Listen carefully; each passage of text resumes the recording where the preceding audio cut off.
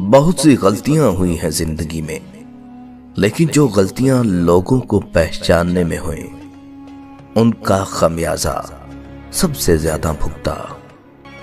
اپنی ذات کو سمندر کی طرح بناؤ جو اپنے اندر بہت کچھ لینے کے باوجود اوپر سے بالکل پرسکون ہوتا ہے۔ کسی انسان کو دکھ دینا اتنا آسان ہے جتنا سمندر میں پتھر پھینکنا، مگر کوئی یہ نہیں جانتا کہ وہ پتھر کتنی گہرائی میں گیا ہے۔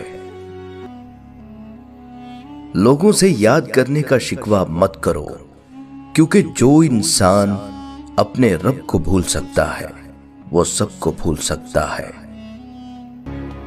کسی سے اتنی نفرت نہ کرو کہ کبھی ملنا پڑے تو مل نہ سکو، اور کسی سے اتنی محبت نہ کرو کہ کبھی تنہا جینا پڑے تو جی نہ سکو۔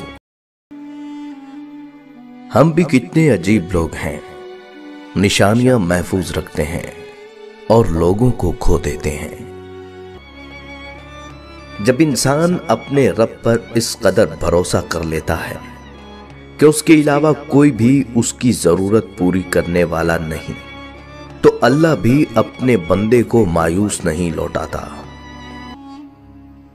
مضبوط رہیے، مثبت رہیے، اپنے حاسدین کو اسی غم میں مبتلا رہنے دیں کہ آپ ابھی تک مسکرا کیسے رہے ہیں۔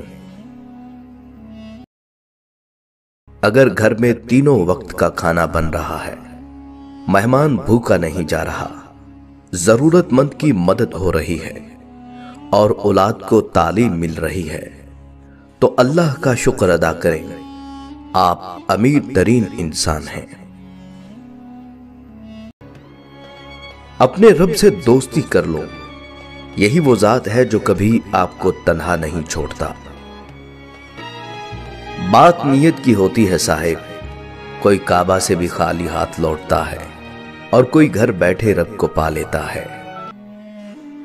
اگر آپ چاہتے ہیں کہ لوگ آپ کی پیٹھ پیچھے تعریف کریں تو فوراً فوت ہو جائیں، کیونکہ جیتے جی ایسا ہرگز ممکن نہیں۔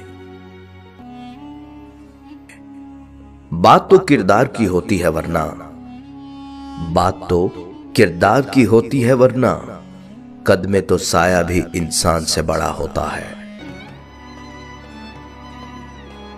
اور جس نے زندگی دی ہے پہلے اس سے محبت نبھا لو۔ اگر میرا علم مجھے انسان سے محبت کرنا نہیں سکھاتا تو ایک جاہل مجھ سے 1000 درجہ بہتر ہے۔ لوگوں پر ایک وقت ایسا بھی آئے گا کہ آدمی اس کی پرواہ نہیں کرے گا کہ وہ حلال کما رہا ہے یا حرام۔ کسی کا بھی دل مت دکھاؤ، اس کے آنسو آپ کے لیے سزا بن سکتے ہیں۔ دشمنی جم کر کرو، لیکن یہ گنجائش رہے کہ جب کبھی تم دوست ہو جاؤ تو شرمندہ نہ ہو۔